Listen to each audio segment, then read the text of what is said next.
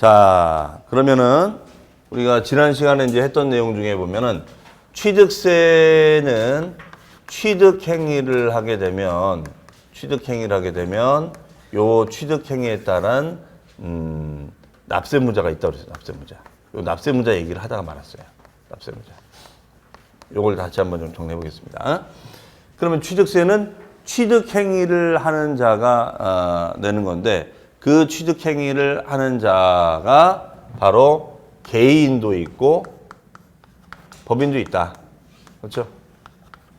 그러면 이때 취득 행위를 따져보면은 여기에는 뭐 원시 취득자, 승계 취득자, 그 다음에가 간주 취득자가 있다. 이렇게 썼어요. 맞죠? 네. 그러면 원시일 때는 만약에 건물을 신축했다. 그러면 건물을 신축하면 이거 누가 내야 될까요, 이거는? 건물, 그죠? 이걸 건축주. 건축주가 내야 돼, 건축주. 그래서 건축주가 건물을 딱 짓고 나면은 얘가 내야 되는 거예요. 그런데 만약에 여기다가 무슨 시설물 같은 걸 설치했어요. 그러면 요것도 세금을 낸다 그랬어요. 요 시설물도. 그럼 시설물이라는 게 뭐 우리 여러분 타고 올라온 엘리베이터 아니면은 뭐 급 배전 시설 뭐 이런 걸 다 지칭하는 거예요. 이 건물 안에도 우리가 이 건물 유지하기 위해서는 많은 시설물이 들어가 있어요, 사실은요. 그게 다 취득세 대상이 되는 거예요. 이게. 그다음에 이제 승계를 하게 되면은 당연히 유상승계하고 무상승계가 있다. 그렇죠? 그럼 유상승계하면 이건 누가 내야 돼요? 매매하면? 매수자가 내지, 매수자가. 그렇죠, 매수자. 그 다음에 만약에 상속을 받았다? 그러면 누가 내야 돼, 상속이면? 상속은 이제 돌아가신 분을 뭐라고 할까? 돌아가신 분. 돌아가신 분을 우리는 피상속인이라고 합니다. 피상속인. 무슨 상속인이요? 비상속인. 그 물려받는 사람은 상속인. 자, 헷갈리면 이렇게 생각하면 돼요. 피 흘리고 돌아가신 분 누구예요? 피 흘리고 돌아가신 분. 아빠죠? 아버지, 어머니. 그렇죠? 피 흘리고 돌아가셨으니까 피상속인이야. 그렇죠? 그러면 이제 물려받는 사람은 상속인이 되는 거예요. 상속인 각자가 된다. 이런 얘기 됩니다. 그렇죠? 그다음에 징여를 받아, 징여. 그럼 징여를 받으면 이거 누가 내야 돼요? 징여 받는 사람이 내야죠? 징여 받는 사람을 뭐라 한다? 수중자라고 한다. 이거 수중자. 그죠? 수중자. 이렇게 얘기합니다. 그 다음에 간주취득은 어떤 변경행위를 했습니다. 변경행위를 했어요. 그러면 어떤 변경을 해서 가액의 증가가 일어났다. 그렇죠? 그러면 증가된 것만큼을 취득으로 보자 이런 논리예요. 그렇죠? 그러면 이때 요 꼭지점에서 요 저점 가격을 빼주는 거야. 그럼 요 증가된 것만큼을 취득으로 보자 이런 얘기 있었어요. 네, 그래서 우리 취득에는 원시 취득, 승계 취득, 간주 취득이 있다 이렇게 했었습니다. 자, 이런 사람이 내는 거야. 이런 사람, 이러한 자가 내라. 이러한 취득 행위를 하는 자가 내라 이런 얘기가 됐었어요. 자, 그러면 이제 우리가 완성이 된 거예요. 자, 그 중에 이제 조합이 있습니다. 조합이. 그러면은 우리가 가로 6번에 보니까 조합에는 주택조합하고 재건축조합의 조합원 이런 말이 있는데 이거는 여러분들이 이제 어디서 배우냐면요. 공법에서 주택법이라는 데서 한번 배우고 또 도시 및 주거 환경정비법이라는 데서 배웁니다. 그래서 뭐 상세한 거는 이제 공법 시간에 배울 텐데 여기서는 딱 필요한 얘기만 해볼게요. 자, 우리가 조합이라는 거는 왜 필요한 거냐면 조합은 어떤 특정 목적을 달성하기 나 혼자 못하니까 조합을 구성해서 하는 거예요. 그럼 이런 조합제도는 많이 있거든요. 이건 부동산만 있는 것이 아니라 예를 들어서 우리가 뭐 신협에 내가 가입했다. 그럼 우리도 조합원 될 수 있어요. 신협 조합원이. 그럼 조합원이 되면 나중에 배당도 받을 수 있거든요. 우리 몰라서 그렇지 조합원으로 내가 가입하면은 내가 할 수 있어요. 영농조합도 조합이잖아요.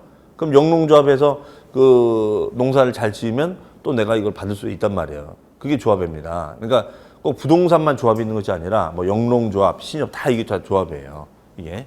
그러면 조합을 만드는 목적이 있을 거라고. 왜 만들려고 하느냐? 이게 아파트가 노후화돼 있으니까 이거를 재건축하고 싶은 거죠. 재건축. 재건축. 그렇죠?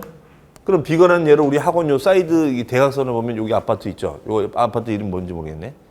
요 아파트 요거 재건축하는 거예요. 지금 재건축. 플랜카드 붙었어요. 저거. 그렇죠? 그러면 우리가 재건축을 한다. 그러면 재건축해서 이 다 철거하고 다시 아파트를 새로 멋지게 짓는 거죠. 아파트를 새로 멋지게 짓는 거예요. 그러면 재건축이 되는 거지. 재건축. 무슨 말인지 아시겠죠? 그러면 재건축을 한 거예요. 재건축을. 그럼 재건축을 하면은 이거를 맨 처음에 조합 명의로 원시 취득을 했다가 이거를 나중에 조합원에게 분양을 일단은 해줍니다. 그리고 이거는 일반에게도 분양을 해줘요. 일반에게도.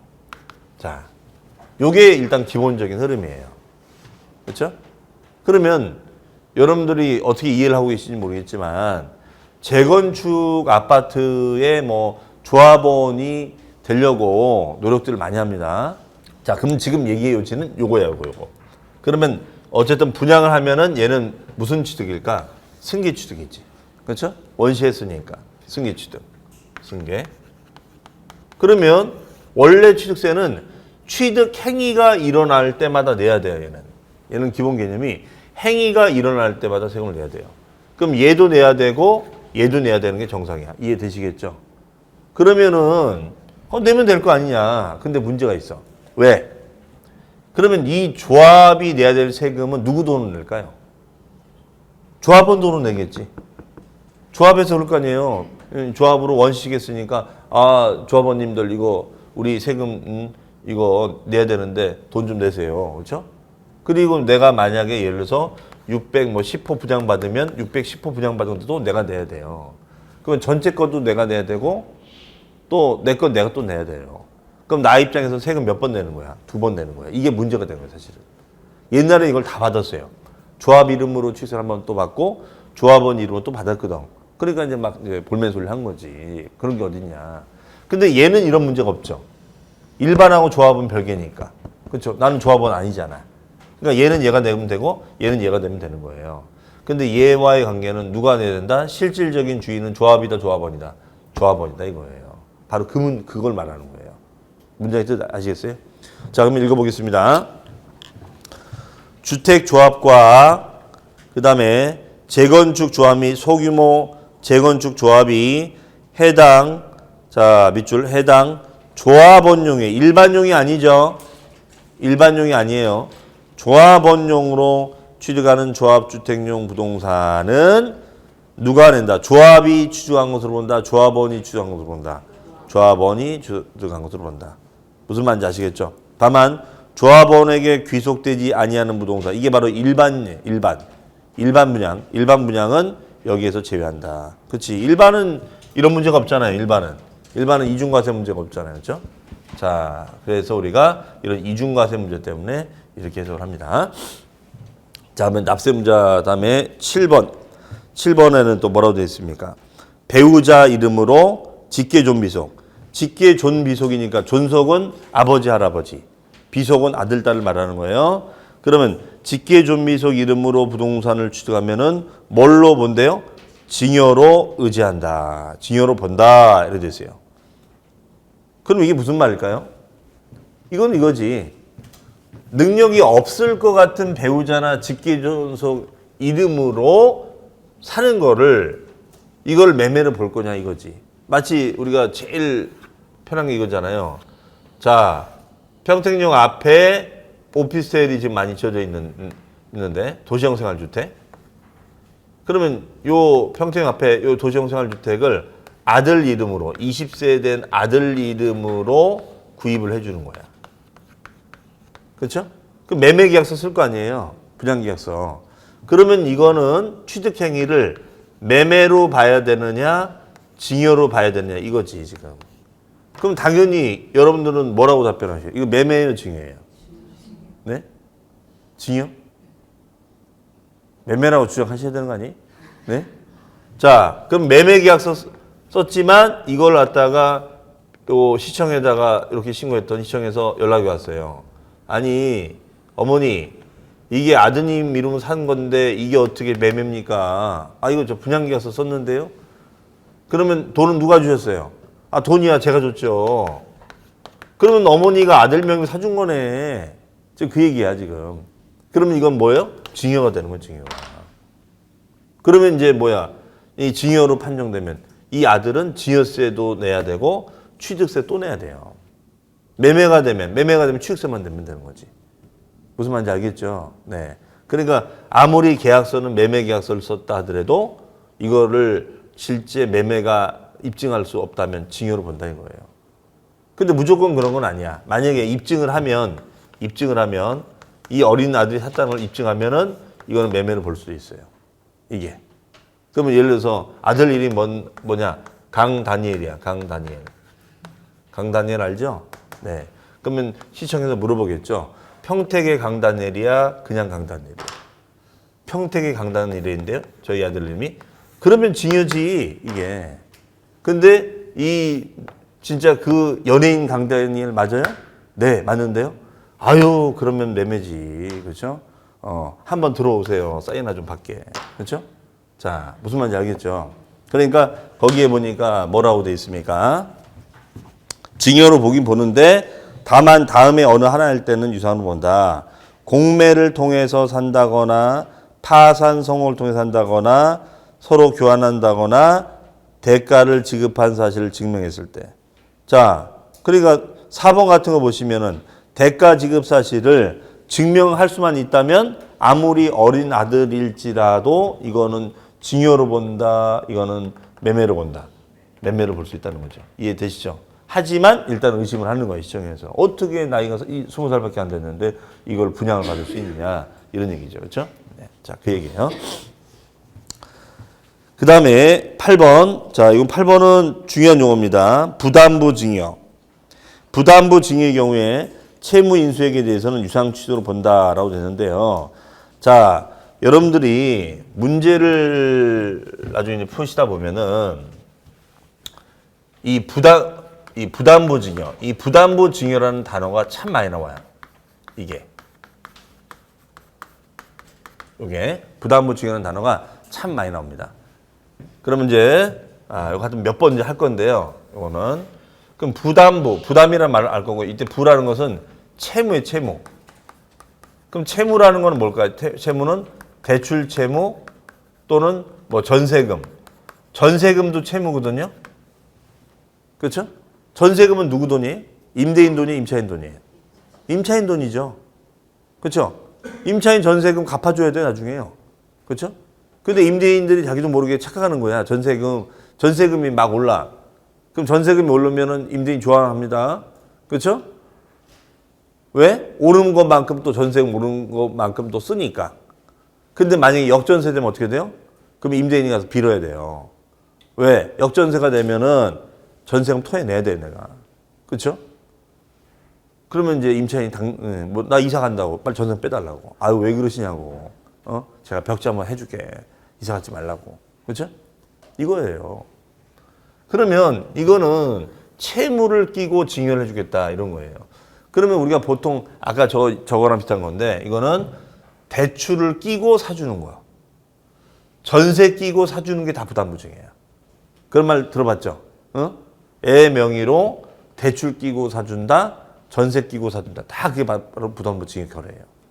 그러면 부담부 증여 거래라는 것은 증여로 계약을 했는데 채무를 인수하도록 되어 있는 거예요. 그러면 왼쪽은 증여자가 됩니다. 왼쪽은 증여자가 돼요. 왼쪽은 증여자. 그 다음에 오른쪽은 수중자가 됩니다. 수중자. 요게 돼요. 왼쪽은 증여자, 오른쪽은 수중자. 그러면 여기 증여하기로 한 금액이 있어요. 증여. 자, 증여하기로 한 금액이 있고 여기에 채무액이 있어요. 채무액. 이렇게 되어 있습니다. 채무액. 이렇게 되어 있습니다.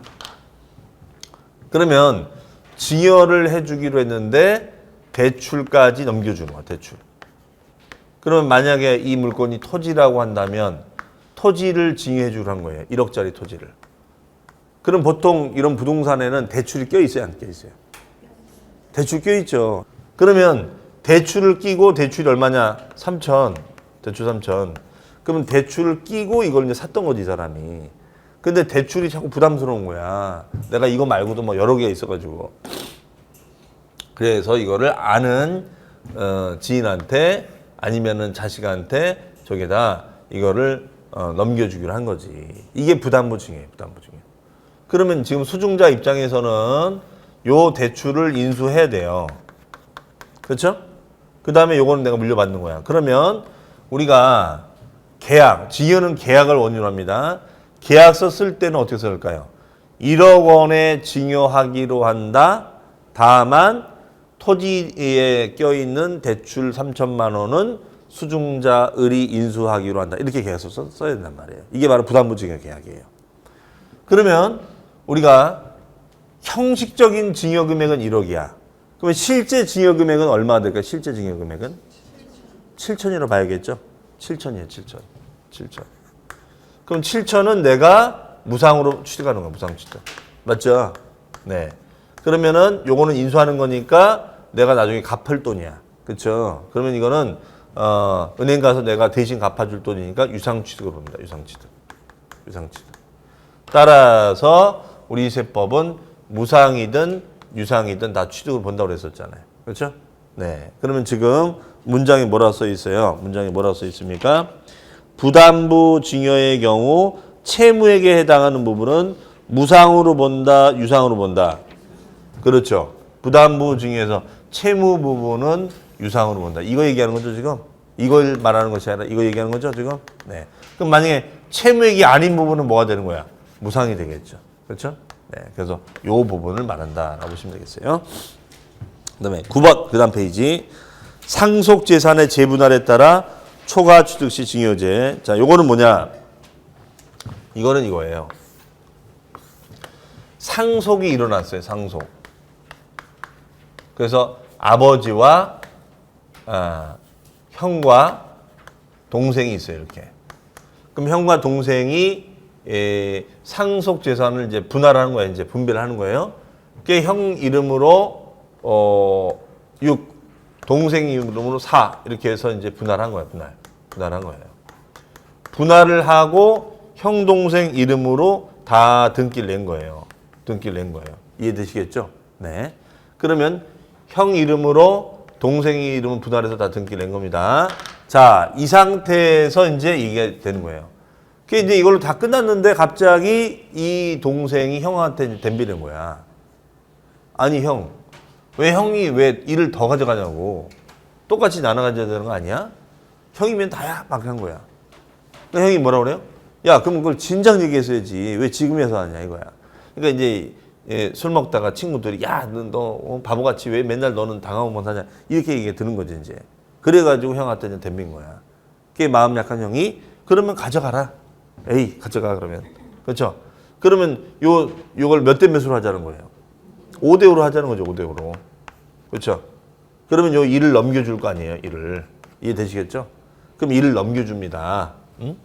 그러면 이걸 갖다 일 넘겨줄 때 돈 받고 넘겨주겠어요? 그냥 넘겨주겠어요? 돈 받고 하면 또 난리 나는 거죠, 이제. 그렇죠? 그냥 넘겨주는 거죠. 그러면 요 일만큼을 넘겨줘 버리면 뭐가 되냐? 이거는 등기라는 효력이 이미 다 발생한 상태에서 넘겨받는 거니까 이거는 증여가 된다 이거야, 증여가. 그럼 이 동생은 이 일의 지분만큼 증여세 내야 돼요, 이 동생은. 무슨 말인지 아시겠죠? 그러니까 이걸 갖다가 막으려면은 어떻게 했었어야 돼? 등기하기 전에 지분 조정을 했었어야 되는데 등기 다 마치고 나서 지분 조정을 해버린 거야. 그러면은 이제 얘가 이제 증여세 내는 거예요.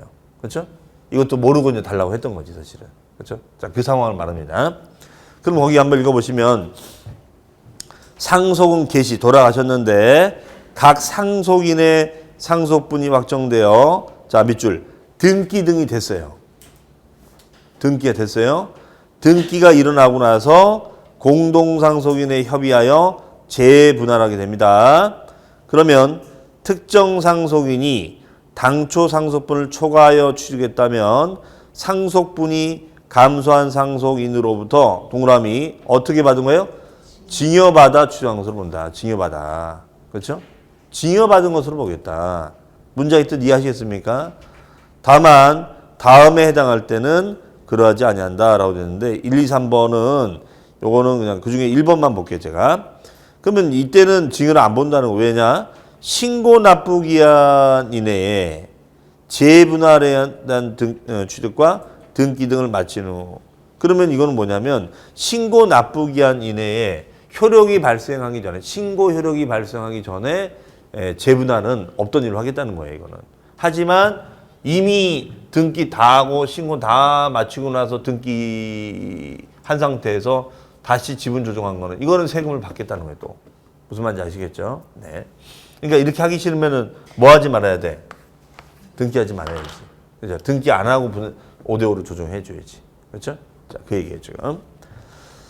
자, 그 다음에가 10번입니다. 택지공사가 준공된 토지 변경. 자, 납세 문제가 규정이 많죠. 그러면 택지라는 말을 또 나왔습니다. 택지. 택지라는 단어. 이거 택지 배웠죠, 택지. 요 택지 개론 시간에 배우지 않았어요? 개론 시간에? 개론에서 택지 나오지 않나요? 택지? 뭐 맹지 뭐 할 때? 그러면 택지라는 건 뭘까요? 개발이 된 땅이야. 이미 개발이 된 땅에서 택지가 조성이 되면 이 택지를 분양을 해요. 그럼 택지를 분양을 하면 여기다가 건물을 지을 수 있는 거야. 이게 택지야, 택지. 이미 다 다져놓은 땅이에요. 그렇죠? 그런데 보면은 어떤 택지는 그냥 땅만 파는 데가 있어요. 근데 어떤 데는 여기가 전원주택 부지다. 그러면 땅만 파는 것이 아니라 여기다가 그러니까 이게 이거예요. 소위 말해서 보기 좋은 떡이 맛있어 보인다. 그런 건 똑같은 거야. 그냥 이게 맨 땅을 갖다 팔면은 우리 일반 사람들은 안 살려고 한다고. 이 맨 땅에다 뭐 하지? 근데 여기다가 막 이제 잔디 막 심어놓고 꽃밭 심어놓고 나무 이렇게 해놓습니다. 이 상태에서 팔면 이게 팔려요.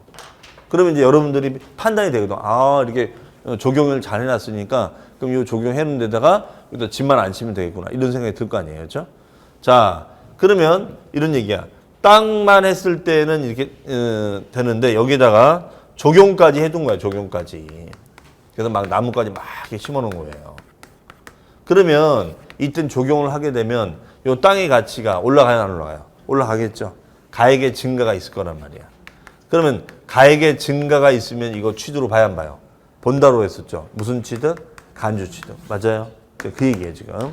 자, 그래서 그 10번에 보면 이렇게 돼 있죠. 두 번째 줄. 관계법령에 따른 택지공사가 준공된 토지의 지목을 건축물과 그 건축물에 접속된 정원 밑줄, 정원 및 부속 시설물의 부지로 변경을 하게 되면 그 가액이 증가된 것만큼을 뭘 보자? 취득으로 본다라고 되어 있습니다. 네. 자, 그 다음에 조경비용 포함, 요거는 우리 과표 부분에 가서 할 거니까 넘어가도록 하겠습니다. 어쨌든 적용하면 가치가 늘어난다 이거죠. 그렇죠? 그 다음에 11번 신탁재산의 위탁자 지위증. 자, 요거까지 하고 나가시겠습니다. 자, 하여튼 오늘도 계속 새로운 용어들이 계속 나옵니다. 그렇죠? 그러면 이번에는 또 뭐냐? 신탁이라는 용어예요. 신탁. 신탁. 그럼 신탁이라는 것은 믿고 맡긴다 이 뜻이에요. 직역하면. 네. 그럼 이 신탁이라는 용어도 여러분들 나중에 민법에 가보시면 등기법에 가보시면 다 개론에도 나와요. 아주 중복해서 나오는 중요한 단어입니다. 그러니까 꼭 알아야 될 단어예요. 그러면 신탁을 하는 이유는 뭐냐면 여러 가지 이유가 있어요. 신탁은 내가 예를 들어서 건물주인데 나는 지금 캐나다 밴쿠버에 한 6개월 갔다 올 거야. 쉬다 올 거예요. 그러면 내 이 건물을 누군가 관리를 좀 해줬으면 좋을 거 아닙니까? 그럼 전문적으로 관리해주는 회사한테 맡길 수가 있어요. 그러니까 위탁 관리가 되는 거죠. 그렇죠? 그러면 관리 좀 해달라 이거예요. 그렇죠? 아니면 내 땅을 아까 말했던 것처럼 나는 땅은 많이 갖고 있는데 내가 뭐 할 줄 몰라. 개발할 줄 몰라요. 그러면 개발을 전문적으로 하는 신탁 회사에 맡길 수 있어. 내 부동산 개발 좀 해주세요. 아니면 내 금전을 맡길 수도 있어요. 담보, 이런 담보 기능도 있는 거야. 담보. 이런 여러 가지 기능을 하고 있는 게 신탁이라는 제도예요. 그러니까 이 신탁을 잘 활용하면 내가 아주 적절하게 내 목적에 맞게끔 쓸 수가 있지. 그러면 예를 들어서 관리 신탁을 한다. 그러면 맡기는 거죠. 그럼 내 부동산 좀 관리 좀 해주세요. 이 뜻이에요. 그러면 맡기는 사람을 뭐라고 할까요? 맡기는 사람. 맡기는 사람. 신세 지는 자? 네? 예. 이거는 신탁자 또는 위탁자랍니다. 뭐라고요? 위탁자. 맡기는 거니까 맡기는 거예요. 위탁자. 이 사람은 위탁자가 돼요. 위탁자. 위탁자. 그럼 맡김을 받는 사람은 뭐라고 할까요? 맡아서 관리해 주면 수탁자. 이게 받을 숫자이기 때문에 수탁자가 돼요. 수탁자. 수탁자. 그래서 보면은 위탁자 기능이 있고 수탁자 기능이 있어요. 이해하시겠죠? 자, 그러면 이것을 우리는 신탁 등기라고 그래요. 신탁 등기. 신탁 등기 이렇게 합니다. 신탁 등기. 신탁 등기. 그러면 신탁 등기가 일어난 거예요. 그러면 신탁 등기가 일어나면 이거 취득세를 내야 되느냐 이거예요. 취득세를 내야 되느냐. 이거는 믿고 맡기는 거니까. 그렇죠? 그럼 믿고 맡기는 거니까 이 경우에는 취득세를 내지 않습니다. 이건 취득한 게 아니거든요.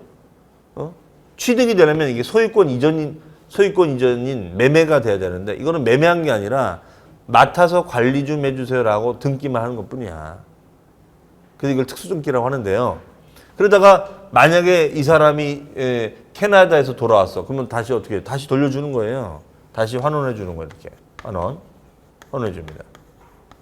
그러면 환원해 줘도 이거는 취득세가 없는 거예요. 없어요. 이거는. 그래서 얘네들은 비과세가 돼. 비과세. 나중에 이제 비과세 나오겠습니다만 비과세가 돼요. 그럼 지금 여기 나와 있는 문장은 뭐냐면 이거를 이 둘과의 관계를 말하는 것이 아니라 요 관계. 위탁자 A가 있었는데 위탁자 A가 이걸 맡겨서 했는데 여기 B라는 사람이 있어서 B가 뭐냐? 채권자야. A의 채권자야. 야, 돈 내놔. 돈 없는데요? 그럼 너 부동산 내놔. 그러면 제가 여기 신탁을 맡겨놓은 땅이 있거든요. 요 토지 가져가세요. 이렇게 합니다. 그러면 토지의 권리를 얘가 가져가는 거야. 무슨 말인지 알겠죠? 그럼 이 경우에는 위탁자 A가 B에게 요 지위를 이전시켜 줍니다. 지위를 이전해 주는 거예요. 그러면 요 B 입장에서는 요 토지를 이용할 수 있는 권리를 넘겨받는 거니까 취득이 일어난 거야, 아니라는 거야? 일어난 거죠. 가져오는 거니까 지위를 넘겨받는 거니까. 그렇죠? 어차피 소유권을 넘겨받는 게 지위전이잖아. 그러면은 이건 위탁자의 지위전이 있었을 때는 이거는 새로운 취득으로 보겠습니다. 이 뜻이에요. 그럼 이때는 요 B가 취득세를 내야 되는 거지. 이해하시겠죠? 요 B가 취득세를 내야 되는 거예요. 저기. 네. 자, 그러면 거기 보시면은 뭐라고 되냐? 신탁 재산에 뭐의 이전이에요? 위탁자 지위 이전이 있을 때는 새로운 수탁자가 낸다, 위탁자가 낸다. 새로운 위탁자가 취득한 것으로 본다. 무슨 말인지 아시겠어요? 네, 그렇게 보시면 되겠습니다. 자, 이렇게 해서 이번 시간에는 지난주에 했던 납세매 절차 취득세 복습을 해봤고, 그 다음에 이제 취득세에 대한 납세를 정리해봤습니다. 잠시 쉬었다가 이제 취득 시기부터 보도록 하겠습니다. 네, 좀 쉬었다 하겠습니다. 네.